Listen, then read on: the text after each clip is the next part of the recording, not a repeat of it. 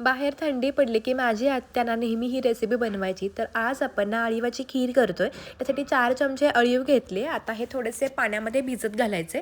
अळीव भिजले की पुन्हा ते डबल होतात. साधारणपणे अर्धा तास हे अळीव भिजवून घेतले. त्यानंतर एका कढईमध्ये 1 चमचा तूप घातलं. त्यामध्ये बदाम आणि काजूचे कापणं चांगले भाजून घेतले. आता हे ड्रायफ्रूट्स घालणं पूर्णपणे ऑप्शनल आहे. हे काढून घेतल्यानंतर त्याच कढईमध्ये मी अर्धा लिटर इतकं दूध घातलं. हे दूध बघा सगळं चांगलं मिक्स करून घ्यायचं. दुधाला चांगली उकळी येते तोपर्यंत आपण अळीव भिजलेत का हे पाहूयात. अळीव बघा अगदी छान असे फुगले गेलेले आहेत. आता हे अळीव एका साईडला ठेवले. त्यानंतर दुधाला उकळी आली आहे. ह्यामध्ये भिजवून घेतलेले अळीव घातले. अळीव दुधामध्ये घातले की थोड्याशा गाठी बनतात. त्या सगळ्या आपण गाठी फोडून घ्यायच्या आणि हे अळीव आणि दूध सगळं चांगलं मिक्स करून घ्यायचं. आता दुधामध्ये अळीव पण थोडे चांगले शिजवून घ्यायचं. साधारणपणे 4 ते 5 मिनिटं हे अळीव चांगले शिजले गेले पाहिजेत. हळूहळू ना ही खीर थोडीशी दाटसर बनते. फार दाटसर असेल ना तर खीर खायला इतकी चांगली मजा येत नाही. त्यामुळे फार घट्ट मी अजिबात करत नाही. त्यामुळे अळीवाचं प्रमाण मी 4च चमचे ठेवले होते. आता अळीव चांगले शिजले. ह्यामध्ये आपण जे ड्रायफ्रूट्स तळून घेतले होते ते घातले.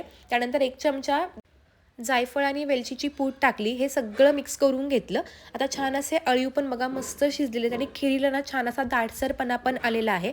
असा छान दाटसरपणा यायला पाहिजे. एकदम पातळ आणि एकदम घट्ट नाही अशी व्हायला पाहिजे. गॅस बंद करून घेतला. आता ह्यातल्या ना 2-3 वाफा मोडून घ्यायच्या. म्हणजे थोडीशी खीर आहे ना ती कोमट झाली पाहिजे.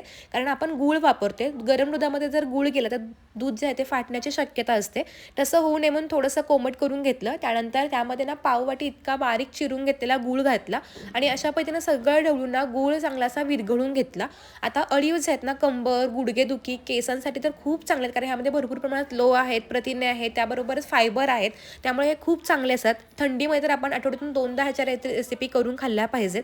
आणि गरम गरम ना खीर खायला खूप मस्त लागते. चव पण खूप छान लागते.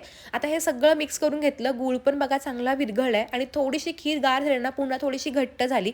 गरमागरम ना ही खीर मस्तपैकी एका वाटीमध्ये काढून घ्यायची आणि मटकन पुन टाकायची. तर तुम्हाला माझी आजची ही माझ्या आत्याच्या पद्धतीने केलेली अळीवाची खीर कशी वाटली हे कमेंट करून सांगा आणि रेसिपी आवडली असेल तर नक्की लाईक करा. बाय.